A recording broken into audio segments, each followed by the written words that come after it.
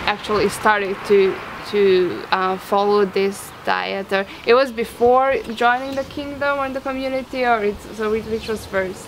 I would say I started when I was 16 years old, because what had occurred was that my grandmother had died of cancer, and during that time, you know, I was involved in the process. I was at her house, and you know, so I was watching the whole process that she was going through, and it really scared me, because I said, I don't ever want that to happen to me. And I asked questions, and I asked, well, why did that happen, and how did she get cancer? And nobody had an answer at all.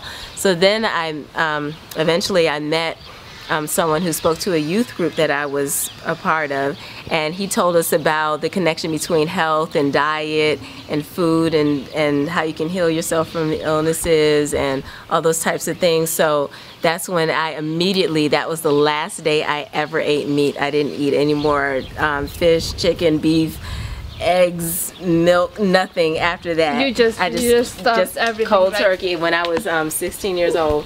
But the problem with that was that I didn't know how to properly feed myself. So unfortunately, I was making myself even sicker. I was making myself sick because I didn't know how to make food. So what happened was I had some teachers who were concerned about me, and they told me, okay, well, you should just go back and just eat a little bit of, you know, chicken or something like that, so you kind of meet other vegetarians or vegans who can help you.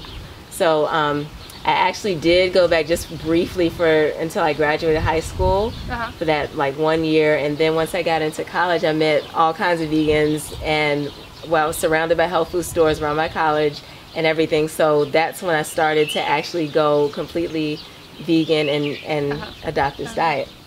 And then what happened was all throughout school I ate this way.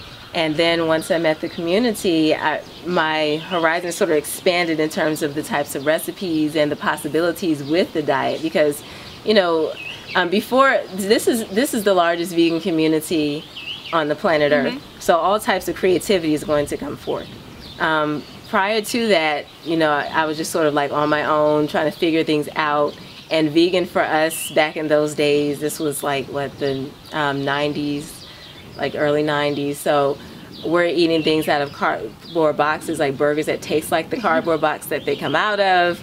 We're eating like, you know, just tasteless, you know, salads and things, whatever we can figure out how to put together, or we'll just eat out and just eat food at different places, and a lot of times there'll be too much oil, or it'll taste terrible, or whatever.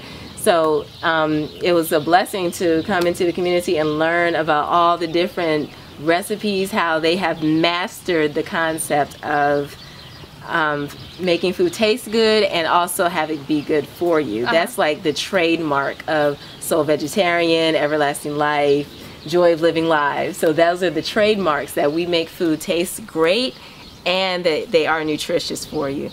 You know, and then also the presentation and all those types of things are all what makes for good eating. Yeah.